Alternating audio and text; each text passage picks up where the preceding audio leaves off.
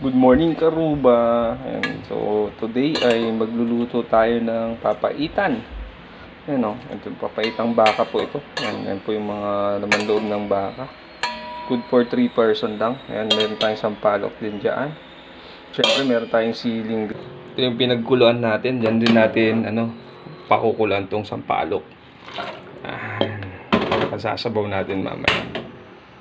So, habang naantay natin yan, hiwa-hiwain muna natin yung ating laman loob.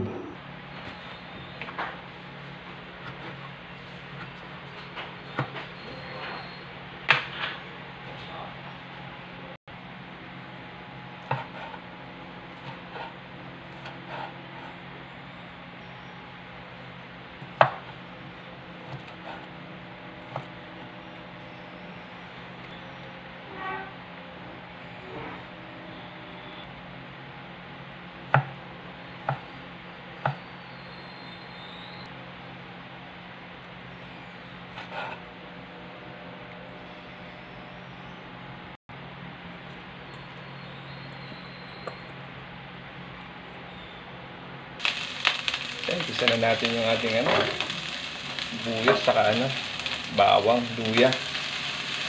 Isa na natin yung ating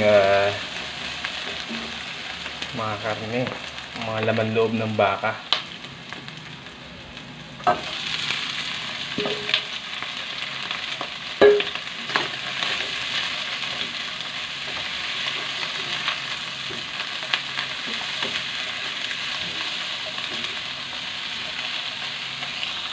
Bigyan natin ng konting apdo habang ginigisa. Konti lang. Parang hindi masyadong matapang.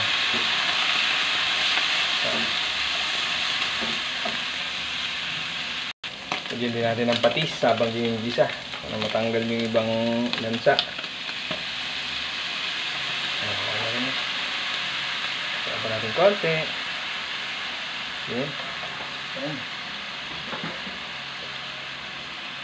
Hina natin itong sili para anghang na, gasang na. Yan, lumasang. Niwan natin yung iba para kumapit yung anghang. Wow. Diba? So now, lagyan na rin natin yung ating sabaw. Ayan, dito na yung sabaw. Lagyan natin yung sabaw. Ayan. Yung sabaw. Daming. Yun o. Sampalok. Sama natin yung sampalok dyan. Para Yun o. Sampalok, men. Natural yung pang-paasim natin. Para mas masarap. Sina natin sa loob yung sampalok. Wow!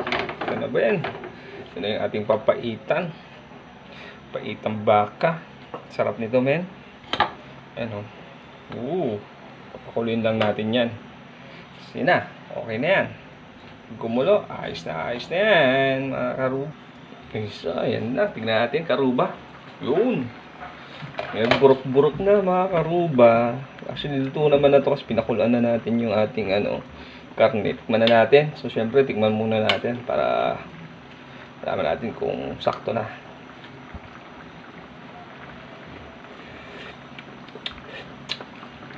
Wow!